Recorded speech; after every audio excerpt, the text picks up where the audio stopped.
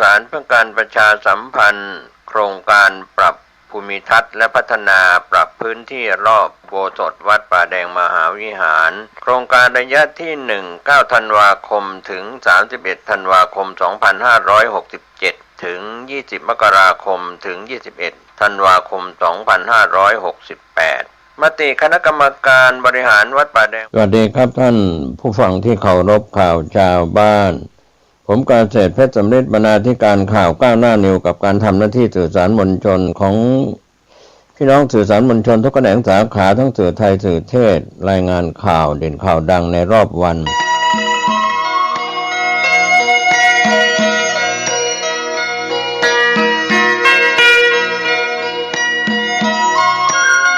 สารเพื่อการประชาสัมพันธ์โครงการคณะกรรมการบริหารวัดป่าแดงมหาวิหารครั้งที่ 4/2567 ได้เห็นชอบและอนุมัติให้ดำเนินโครงการใช้เงินบริจาคและเงินสะสมของวัดเพื่อพัฒนาปรับพื้นที่ของวัดป่าแดงมหาวิหารจึงขอเชิญชวนผู้มีจิตศรัทธาร่วมพัฒนาเพื่อถวายเป็นพระราชกุศลถวายพระเจ้าสามฝั่งแกนและพระเทวีพระเจ้าติโลกราชพระเมืองแก้วและอดีตเจ้าอาวาสวัดป่าแดงมหาวิหารมีพระญาณคัมภีร์พระมหาสวามีโพธินันทะครูบาเจ้าศรีวิชัยพระอธิการอินแก้วอรินทโรครูบาอ่องขอเชิญชวนผู้ใจบุญร่วมผู้มีจิตศรัทธา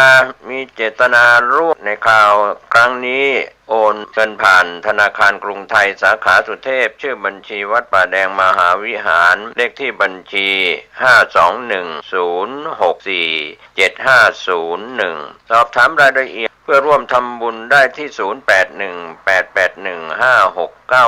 ก็เป็นโครงการปรับภูมิทัศน์และพัฒนาปรับพื้นที่รอบอุโบสถวัดป่าแดงมหาวิหารตำบลสุเทพอำเภอเมืองเชียงใหม่จังหวัดเชียงใหม่โครงการนี้เริ่มดำเนินการท่านที่จะร่วมบุญร่วมกุศลร่วมอนุโมทนาได้บุญได้กุศลได้ความดีโดยทั่วหน้ากัน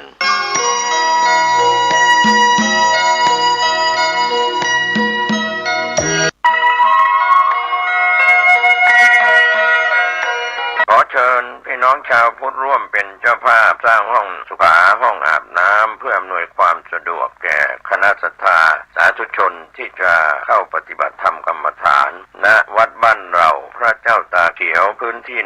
126 ตารางเมตรจำนวน23ห้องประกอบด้วยห้องน้ำหญิง8ห้องห้องอาบน้ำ4ห้องห้องสำหรับผู้พิการ1ห้องห้องน้ำชายแบ่งเป็นห้องสุขา5ห้องโถปัสสาวะ3โถห้องอาบน้ำ4ห้องและห้องสำหรับผู้พิการอีก1ห้องท่านผู้ใจบุญใจกุศลร่วมสร้างห้องน้ำห้องขาตารางเมตรละ 10,000 บาทหรือตามกำลังเจตนาศรัทธาติดต่อร่วมทำบุญได้ที่ธนาคารกรุงไทยสาขาป่าซางเลขที่บัญชี79800274865ชื่อบัญชีวัดบ้านเราหรือสอบถามรายละเอียดเพิ่มเติมได้ที่พระครูภาวนาโสภิตผู้ช่วยศาสตราจารย์ด็อกเตอร์เจ้าวาดวัดบ้านเราพระเจ้าตาเขียวตำบลบ้านเรือนอำเภอป่าซางจังหวัดลำพูนโทรศัพท์0969525159ได้ทุกวันขออนุโมทนากับเจ้าภาพทางไกลและที่ร่วมทำบุญทั้งภาพปกติและออนไลน์ได้บุญได้กุศลได้ร่วมอนุโมทนาโดยทั่วหน้ากันสวัสดีครับท่านผู้ฟังที่เคารพข่าวชาวบ้านผมกาเศรษฐ์เพชรสำเร็จบรรณาธิการข่าวก้าวหน้านิวกับการทำหน้าที่สื่อสารมวลชนของพี่น้องสื่อสารมวลชนทุกแขนงสาขาทั้งสื่อไทยสื่อเทศรายงานข่าวเด่นข่าวดังในรอบวันท่านที่อ่านหนังสือพิมพ์ออนไลน์คลิกเข้าไปที่ www.9hnanew.com ครับก็มีหนังสือพิมพ์ออนไลน์ที่เราได้รับอนุญาตนำมาลิงก์ไว้รายงานข่าวสารในรอบ24ชั่วโมงข้อคิดเตือนจิตเตือนใจกับข่าวชาวบ้านวันนี้เรื่องของความเป็นอนิจจังไม่เที่ยงแท้แน่นอนก็มีปัญหาเรื่องของแผ่นดินไหวครั้งใหญ่สำหรับเมียนมาและประเทศไทยที่ส่งผลกระทบทำให้เกิดความเสียหายตายและบาดเจ็บกันที่เป็นข่าวเกลียวกราวกันไปช่วงบ่ายเมื่อวานนี้ ในเรื่องนี้ก็เป็นเรื่องที่เตือนใจว่าการก่อสร้างหรืออาคารสูงไม่ว่าจะเป็นคอนโดมิเนียมสูงกี่สิบชั้นก็แล้วแต่มาตรฐานไม่มาตรฐานรองรับแผ่นดินไหวใหญ่ได้หรือไม่อย่างไรก็เป็นปัญหาทำให้เราเห็นความเปลี่ยนแปลงที่เกิดจากสถาปนิกของการก่อสร้างที่สร้างอาคารสูงเพื่อรองรับแผ่นดินไหวในการไหวขนาดต่างๆข้อมูลต่างๆที่วิศวกรได้คำนวณแล้วเกิดปัญหาหรือไม่อย่างไรมีทั้งอาคารสูงร้าวหรือพังทลายลงมาในขณะที่ยังก่อสร้างไม่เสร็จก็เป็นข้อเตือนใจสำหรับคนไทยที่คิดว่าจะอาศัยอยู่บนคอนโดมิเนียมจะมาตรฐานไม่มาตรฐานไม่ว่าจะเป็นส่วนกลางกรุงเทพมหานครหรือต่างจังหวัดใหญ่ๆเช่นเชียงใหม่หรือจังหวัดใหญ่ๆในภาคการท่องเที่ยวแต่ละภูมิภาคที่มีการสร้างตึกอาคารสูงก็ในสมัยอดีตนั้นมีการต่อต้านเรื่องของอาคารสูงหลายสิบชั้นกันมาแล้วไม่ว่าจะเป็นพื้นที่กรุงเทพมหานครหรือเชียงใหม่เราก็ตามก็เป็นส่วนหนึ่งเป็นอุทาหรณ์เตือนใจว่าสร้างแล้วได้มาตรฐานหรือไม่อย่างไรเกิดปัญหาขึ้นมาจากเหตุแผ่นดินไหวใหญ่ตัวอย่างเหตุการณ์ที่เกิดขึ้นเมื่อวานนี้ก็ถือว่าเป็นความไหวที่รุนแรงพอสมควรเป็นอุทาหรณ์เตือนใจเตือนสติคนไทยก็คงจะไม่แสวงหาที่อยู่อาศัยแบบคอนโดมิเนียมนะครับคงจะอาศัยบ้านชั้นสองชั้นที่วิศวกรออกแบบแล้วมีความมั่นคงแข็งแรงรองรับแผ่นดินไหวเราเคยติดตามข้อมูลแผ่นดินไหวในประเทศญี่ปุ่นทำให้ชาวญี่ปุ่นนั้นเขามีประสบการณ์จากแผ่นดินไหวมายาวนานการสร้างอาคารหรือที่อยู่อาศัยของเขานั้นก็ถือว่ามาตรฐานในการที่สร้างที่อยู่อาศัยก็เป็นตัวอย่างหนึ่งหรือหลายประเทศที่พยายามสร้างอาคารสูงเพราะว่าแผ่นดินนั้นมีราคาสูงในการซื้อที่ดินเพื่อสร้างที่อยู่อาศัยก็เกิดคอนโดผุดเป็นแท่งปูนเป็นดอกเห็ดเกิดขึ้นมากมายข้อคิดเตือนใจเหล่านี้ก็ฝากไว้ว่าเรายังมีแผ่นดินที่กว้างใหญ่ไพศาลสร้างอาคารที่อยู่อาศัยแบบบ้านจัดสรรหรืออาคารชั้นสองชั้นที่ไม่สูงมากนักก็จะทำให้เราเกิดความมั่นใจในปัญหาของแผ่นดินไหวที่จะตามมาข่าวแรกวันนี้ได้รับรายงานจากผู้จัดการออนไลน์ได้รายงานหัวข้อข่าวจีนสร้างตึกสตง30ชั้นถล่มไล่ลบข้อมูลโครงการหายวับเหมือนไม่เคยมีอยู่29มีนาคม2568ก็เป็นข้อมูลภาพบริษัทไชน่าเรนเวย์ทำพิธีฉลองปิดงานก่อสร้างชั้นดาดฟ้าตึกแล้วเสร็จเมื่อปีที่ผ่านมา2563ถือว่าเป็นหลักใหม่สำคัญของโครงการก่อสร้างอาคารใหญ่ก็เป็นเรื่องราวที่ชาวเน็ตออกมาจวกความมาตรฐานการก่อสร้างของบริษัทจีนหลังอาคารสำนักงานตรวจเงินแผ่นดินสตง.ถล่มจากเหตุแผ่นดินไหวในกรุงเทพมหานครและพบดำเนินการก่อสร้างโดยบริษัทที่เกี่ยวข้องกับของจีนเหตุการณ์ที่อาคารถล่มสร้างเสียงวิจารณ์อย่างหนักโดยหลายคนออกมาชี้ว่าทั้งเมืองกรุงเทพมีตึกสูงตั้งหลายร้อยตึกแต่กลับมีแค่ตึกสตง.หลังนี้ถล่มพร้อมตั้งคำถามถึงมาตรฐานงานก่อสร้างและความโปร่งใสของโครงการที่ใช้งบประมาณมหาศาลสื่อในฮ่องกงออกมาระบุผ่านทางผู้จัดการออนไลน์รับรู้รับทราบถึงโครงการก่อสร้างตึกสำนักงานตรวจเงินแผ่นดินหลังนี้เป็นอาคารสูง30ชั้นมูลค่างานก่อสร้างเท่ากับ 2,136 ล้านบาทเริ่มงานก่อสร้างปี 2020บริษัทผู้รับผิดชอบดำเนินการก่อสร้างบริษัทร่วมทุนบริษัทอิตาเลียนไทยดีเว็บรับเมนต์ก็มีชื่อย่อกับ บริษัทไชน่าเรนเวย์10 Engineering Group นะครับซึ่งเป็นรัฐวิสาหกิจจากประเทศจีนก็เรื่องราวข่าวขึ้นหน้าเรื่องนี้ที่น่าสนใจก็คือก่อนหน้านี้บริษัทของไชน่าเรนเวย์ดังกล่าวก็ออกมาชี้แจงถึงโครงการก่อสร้างนี้เป็นผลงานสุดภาคภูมิใจบนแพลตฟอร์มออนไลน์ของบริษัทโดยเรียกขานอาคารแห่งนี้ว่าเป็นนามบัตรใบแรกของบริษัทในประเทศไทยและเป็นผลงานแสดงศักยภาพของวิศวกรรมจีนในตลาดต่างประเทศแต่หลังจากเกิดเหตุตึกสตง.พังถล่มเมื่อวานนี้ผู้สื่อข่าวได้สืบค้นข้อมูลเกี่ยวกับเรื่องนี้ข้อมูลทั้งหมดที่เคยเผยแพร่เกี่ยวกับโครงการนี้ไม่ว่าจะเป็นข่าวประชาสัมพันธ์รูปภาพระหว่างการก่อสร้างหรือข้อความแสดงความชื่นชมในผลงานบริษัทจีนบนหน้าสื่อจีนก็ได้ถูกลบออกจากระบบออนไลน์โดยทันทีไม่มีร่องรอยปรากฏในช่องทางที่สื่อสังคมของบริษัทอีกต่อไปทั้งนี้อาคารดังกล่าวเริ่มก่อสร้างเมื่อปี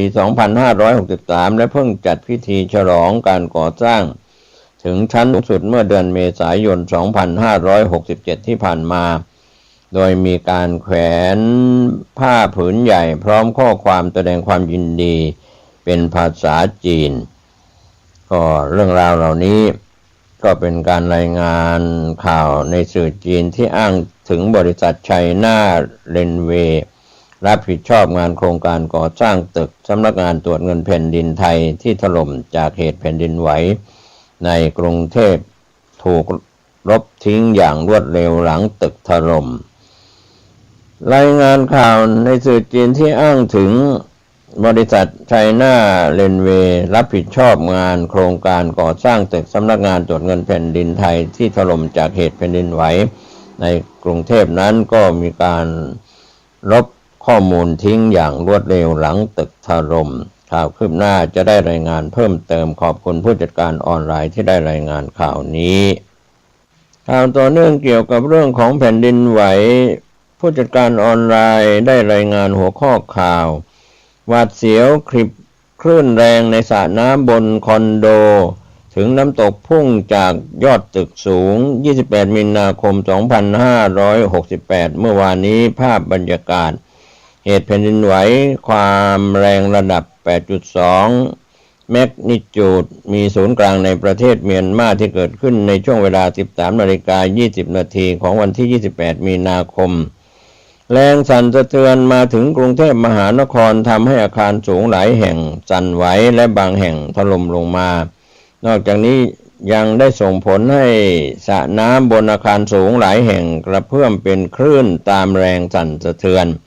และล้นออกมาจากยอดตึกจนคล้ายกับน้ำตกที่ตกลงมาจากอาคารสูง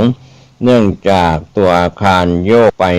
โยกมาตามแรงของแผ่นดินไหวก็เป็นเรื่องราวที่เราได้เห็นภาพกันเหตุการณ์ที่ผ่านมาเมื่อวานนี้น้ำตกจากคอนโดมิเนียมอาคารสูงข่าวคืบหน้าจะได้รายงานเพิ่มเติมไปทางด้านข่าวไทยโพสต์ออนไลน์ได้รายงานข่าวนายกไม่ตอบปมสามีขายหุ้นไม่แจ้งบัญชีทรัพย์สินไทยโพสต์ออนไลน์ได้รายงานข่าว27 มีนาคม 2568 ที่ผ่านมาที่ทำเนียบรัฐบาลนางสาวแพทองธารชินวัตรนายกรัฐมนตรีได้ให้สัมภาษณ์กรณีนายปิฎกสุขสวัสดิ์สามีโอนหุ้นบริษัท MWP จำกัดที่ประกอบธุรกิจสินทรัพย์ดิจิทัลให้กับเพื่อนแต่ยังไม่มีรายละเอียดในการยื่นแสดงบัญชีทรัพย์สินจะชี้แจงอย่างไรนางสาวแพทองธารกล่าวว่าขายหุ้นอะไรผู้สื่อข่าวก็สอบถามเพิ่มเติมว่าพบว่าสามีของนายกรัฐมนตรีขายหุ้นบริษัทไปเมื่อ3 ปีที่แล้วแต่ยังไม่แจ้งบัญชีทรัพย์สินนายอนุทินชาญวีรกุลรองนายกรัฐมนตรีและรัฐมนตรีว่าการกระทรวงมหาดไทยที่ยืนด้านหลังได้กล่าวว่ายังไม่ได้เป็นนายกขณะที่นางสาวแพทองธารกล่าวว่าตอนนั้นเป็นนายกหรือยังพ ร้อมทำหน้างงๆผู้สื่อข่าวถามย้ำว่าเรื่องเงินไม่ได้ชี้แจงต่อคณะกรรมการป้องกันและปราบปรามการทุจริตแห่งชาติปปช.นางสาวแพทองธารกล่าวว่ายังไม่อยากตอบเดี๋ยวขอเว้นไปก่อนก็เป็นเรื่องราวที่ไทยโพสต์ออนไลน์ได้รายงานข่าวคืบหน้าเรื่องนี้ช่วงนี้มีควันหลงเรื่องของแผ่นดินไหวที่เกิดเหตุการณ์ผ่านไปเมื่อวานนี้ก็มีข่าวคืบหน้าจากผู้จัดการออนไลน์หัวข้อข่าวแผ่นดินไหวกระทบสนามบินเชียงใหม่ต้องระงับการบินชั่วคราวเพื่อตรวจสอบความปลอดภัย28 มีนาคมที่ผ่านมาช่วงบ่ายเมื่อวานนี้ก็เป็นบรรยากาศที่เป็นข่าวภูมิภาคที่ผู้จัดการออนไลน์รายงานในส่วนของเชียงใหม่ถึงแผ่นดินไหวกระทบสนามบินเชียงใหม่ต้องระงับการบินชั่วคราวเพื่อตรวจสอบความปลอดภัยนั้นข่าวคืบหน้าก็ได้รายงานว่าจากเหตุแผ่นดินไหวช่วง 13:20 นาที28 มีนาคม 2568 เมื่อวานนี้ก็เกิดแรงสั่นสะเทือนรุนแรงและรับรู้ได้ทั่วทั้งเมืองเชียงใหม่และทั่วประเทศไทยรวมทั้งพบเกิดความเสียหายกับสิ่งก่อสร้างและทรัพย์สินในส่วนของท่าอากาศยานเชียงใหม่ได้ระงับการบินชั่วคราวตั้งแต่เวลา 13:48 นาทีตามประกาศของศูนย์ควบคุมการบินของบริษัทวิทยุการบินแห่งประเทศไทยจำกัดเพื่อดำเนินการตรวจสอบด้านความปลอดภัยอย่างไรก็ตามสามารถกลับมาทำการบินได้ตามปกติในเวลา 14:17 นาทีก็เป็นส่วนที่ผลกระทบจากแผ่นดินไหวของในภาพรวมที่เกิดขึ้นส่วนข่าวคืบหน้าที่ทางเทศบาลนครเชียงใหม่สั่งปิดคอนโด8 ชั้นกลางเมืองเชียงใหม่โครงสร้างเสียหายเสี่ยงถล่มและมีการอพยพคนพักอาศัยออกมาเป็นเหตุการณ์เกิดขึ้น28 มีนาคม 2568ช่วงเหตุการณ์แผ่นดินไหวเมื่อวานนี้ภาพข่าวจากภูมิภาคของเชียงใหม่และผู้จัดการออนไลน์ได้รายงานว่าปภ.เชียงใหม่รายงานการสำรวจผลกระทบแผ่นดินไหวขนาด 8.2 ริกเตอร์28 มีนาคมที่ผ่านมาเมื่อวานนี้เบื้องต้นเสียหาย7 อำเภอ 8 ตำบลบ้านเรือนราษฎรอาคารสูงวัดโรงเรียนและโรงเก็บพืชผลขณะที่เทศบาลนครเชียงใหม่สั่งห้ามเข้าพื้นที่และอพยพผู้พักอาศัยทั้งหมดออกจากคอนโดมิเนียม8 ชั้นกลางเมืองหลังพบโครงสร้างเสียหายเสาอาคารโค้งงอและเสี่ยงถล่มช่วงค่ำที่ผ่านมา28 มีนาคมเมื่อวานนี้สำนักงานป้องกันและบรรเทาสาธารณภัยจังหวัดเชียงใหม่รายงานผลกระทบจากเหตุแผ่นดินไหวขนาด 8.2 จุดศูนย์กลางในประเทศเมียนมาห่างจากอำเภอบางมะผ้าจังหวัดแม่ฮ่องสอนประมาณ320 กิโลเมตรช่วงเวลา 13:20 นาทีเมื่อวานนี้ก็เบื้องต้นพบว่าประชาชนสามารถรับรู้ถึงแรงสั่นสะเทือนในพื้นที่25 อำเภอของจังหวัดเชียงใหม่และมีการรายงานความเสียหายพื้นที่7 อำเภอ 8 ตำบลได้แก่อำเภอเมืองเชียงใหม่อำเภอดอยเต่าอำเภอพร้าวอำเภอหางดงอำเภอชัยปราการอำเภอแม่แจ่มและอำเภอสันกำแพงมีบ้านเรือนราษฎรได้รับผลกระทบ5 หลังอาคารสูง4 แห่งวัดเจดีย์2 แห่งโรงเรียน1 แห่งโรงเก็บพืชผลทางการเกษตร1 แห่งแต่ไม่มีรายงานผู้รับการบาดเจ็บและเสียชีวิตสำหรับอำเภอเมืองเชียงใหม่นั้นพบอาคารสูง4 แห่งที่ได้รับผลกระทบได้แก่อาคารจอดรถโรงพยาบาลมหาราชนครเชียงใหม่ที่ผนังเกิดความเสียหายแต่ไม่กระทบโครงสร้างอาคารคอนโดมิเนียมสุภาลัยมอนเต้1และมอนเต้2ผนังเกิดความเสียหายแต่โครงสร้างไม่ได้รับความเสียหายและอาคารดวงตะวันคอนโดมิเนียมสูง8 ชั้นย่านถนนลอยเคราะห์โครงสร้างอาคารได้รับความเสียหายเสาอาคารโค้งงอและปูนกระเทาะออกมาหลายจุดรวมทั้งเป็นอาคารเก่าซึ่งทางเทศบาลนครเชียงใหม่ได้สั่งห้ามเข้าพื้นที่แล้วและต้องเร่ง ทำการค้ำยันเนื่องจากมีความเสี่ยงที่อาคารจะถล่มพร้อมให้ผู้อยู่อาศัยจำนวน60ห้องออกจากห้อง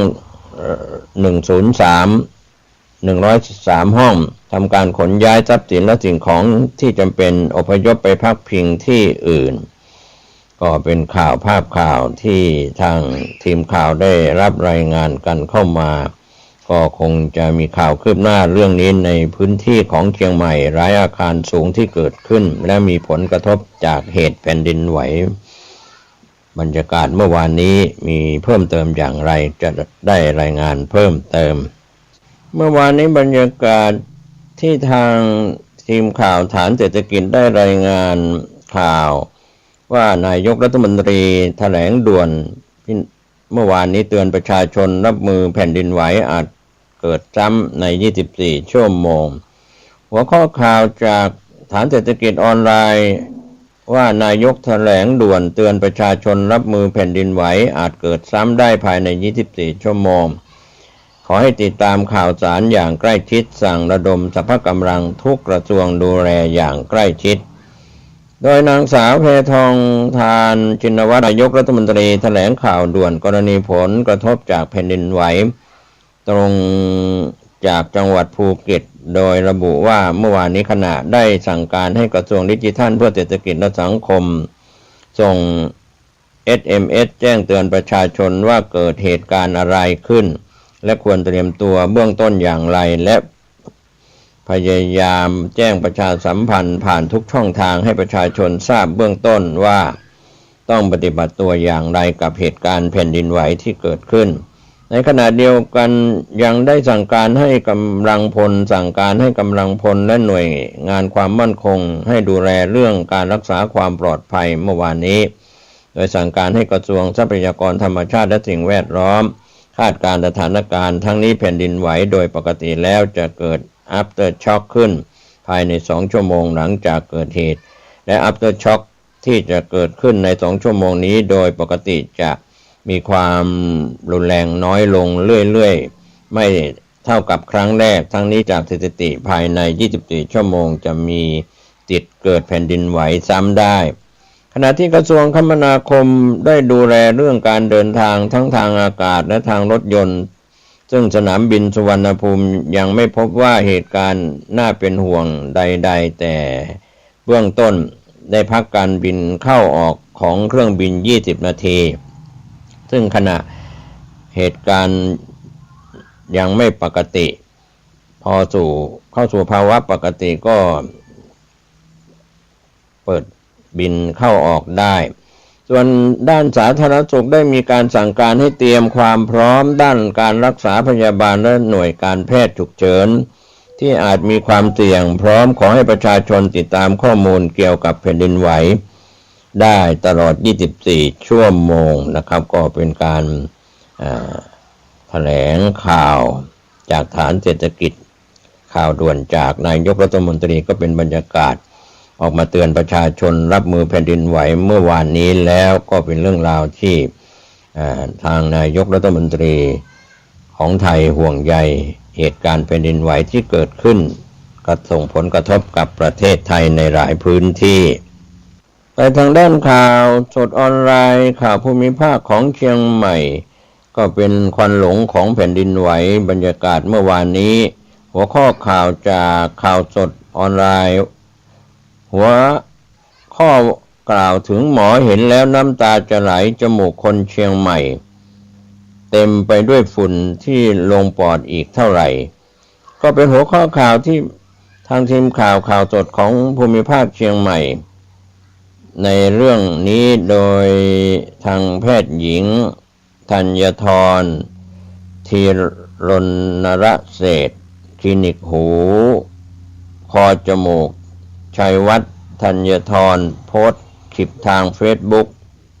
เป็นคลิปตรวจจมูกคนไข้ที่มีฝุ่นอยู่เต็มไปหมดคาดว่าตอนตรวจคือ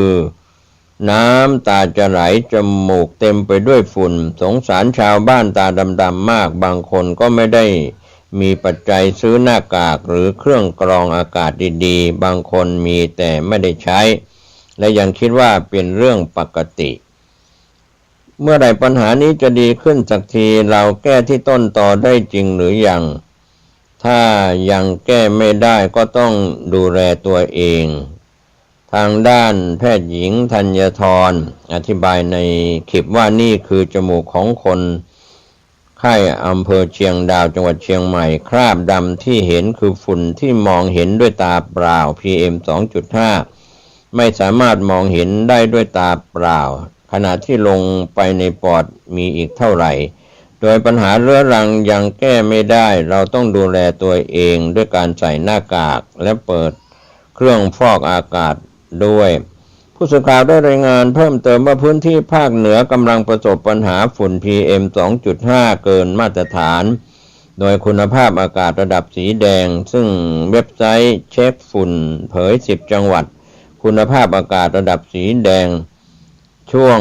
9 นาฬิกาของแต่ละวันมีจังหวัดแม่ฮ่องสอน 149.7 ไมโครกรัมต่อลูกบาศก์เมตร 2 แพร่ 135.5 ไมโครกรัมต่อลูกบาศก์เมตร 3 ลำพูน 130.6 ไมโครกรัมต่อลูกบาศก์เมตร 4 ลำปาง 120.5 ไมโครกรัมต่อลูกบาศก์เมตร 5 119.8 ไมโครกรัมต่อลูกบาศก์เมตรของจังหวัดน่านส่วนลำดับที่ 6 เชียงใหม่ 117.8 ไมโครกรัมต่อลูกบาศก์เมตร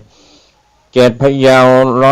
116.3 ไมโครกรัมต่อลูกบาศก์เมตร 8 เชียงราย 112.4 ไมโครกรัมต่อลูกบาศก์เมตร 9 หนองคาย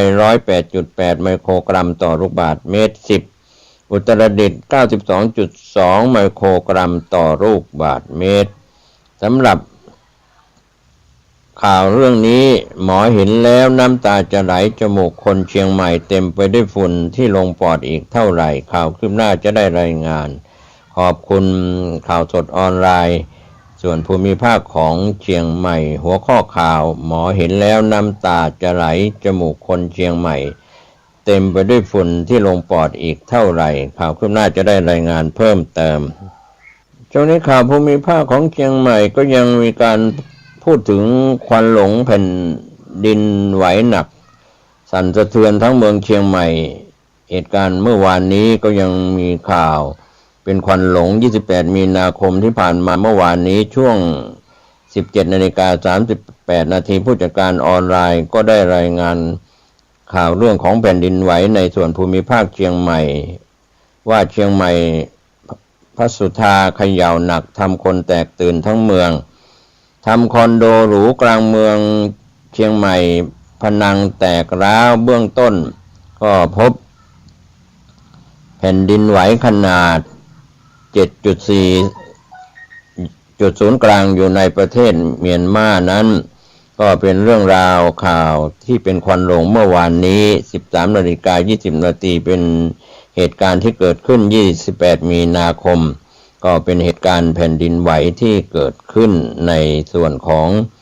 เชียงใหม่ที่เราได้รายงานข่าวและได้รับรายงานข่าวจากพี่น้องสื่อทุกแขนงสาขาทั้งส่วนกลางและก็ท้องถิ่นกันมาก็เป็นเรื่องราวที่เกี่ยวข้องกับแผ่นดินไหวทั้งข่าวส่วนกลางกรุงเทพมหานครและข่าวภูมิภาคก็คงจะมีข่าวคืบหน้าจากพี่น้องสื่อสารมวลชนทุกแขนงสาขารายงานจากส่วนกลางและส่วนภูมิภาคก็ขอให้ท่านได้ติดตามข้อมูลข่าวสารข่าวคืบหน้าต่อไปจากพี่น้องสื่อสารมวลชนทุกแขนงสาขาแต่ทางด้านข่าวจากมติชนออนไลน์รายงานข่าวชมเชยคุณหมอหัวข้อข่าวเปิดใจหมอเต้ย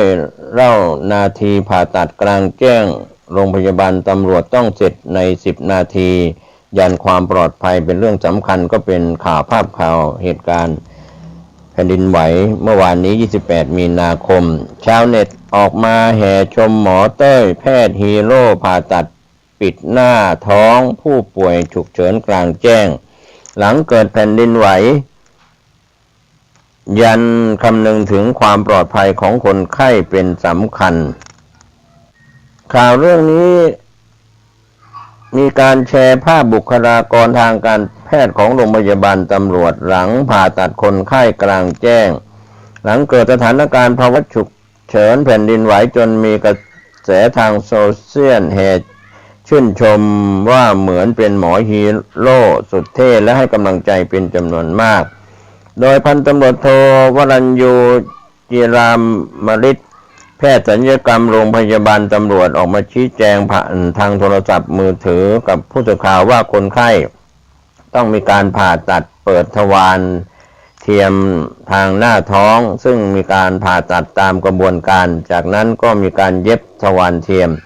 แต่ระหว่างที่กำลังผ่าตัดปิดช่องท้องนั้นได้เกิดเหตุแผ่นดินไหวพอดีตนและทีมแพทย์จึงตัดสินใจแพ็คคนไข้ออกมาจากห้องผ่าตัดออกมาในจุดที่ปลอดภัยก่อนจากนั้นก็มีการประเมินสถานการณ์ว่าคนไข้จำเป็นต้องเร่งผ่าตัดเพื่อปิดช่องหน้าท้องโดยด่วนเพราะถ้าไม่เร่งผ่าตัดปิดหน้าท้องก็อาจจะเกิดภาวะลำไส้เคลื่อนแล้วกังวลใจว่าจะมีลำไส้บางส่วนโผล่ออกมาจากช่องท้องแล้วโดนอากาศข้างนอกได้จึงต้องมีการทำการผ่าตัดบริเวณข้างนอกห้องและใช้เวลาในการผ่าตัดเพียง10 นาทีเท่านั้นอีกทั้งขั้นตอนนี้เป็นการเย็บหน้าท้องในขั้นตอนสุดท้ายซึ่งคำนึงถึงความปลอดภัยเป็นหลักอยู่แล้วเพราะมีการสวมถุงมือและใช้อุปกรณ์ที่สะอาดปลอดเชื้อโรคคล้ายกับการทำแพทย์สนามส่วนอาการของคนไข้ตอนนี้ปลอดภัยดีแล้วกำลังแอดมิดอยู่ที่ห้องพักโรงพยาบาลส่วนตัวไม่ทราบว่ามีการนำภาพไปแชร์ลงในโซเชียลและมีคนชื่นชมเป็นจำนวนมากเนื่องจากตนก็เพิ่งเสร็จจากการทำภารกิจการรักษาคนไข้และเขียนรายงานการรักษาคนไข้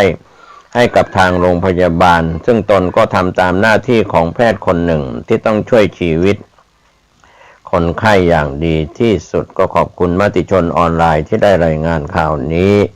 วันนี้ข่าวชาวบ้านหมดเวลาลงผมก็เสพพระสมเด็จบรรณาธิการข่าว9 นาทีก็ขอบคุณพี่น้องสื่อไทยสื่อเทศโดยเฉพาะสื่อ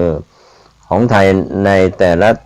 ภูมิภาคแต่ละจังหวัดรายงานข่าวเหตุการณ์แผ่นดินไหวที่เกิดขึ้นเมื่อวานนี้อย่าง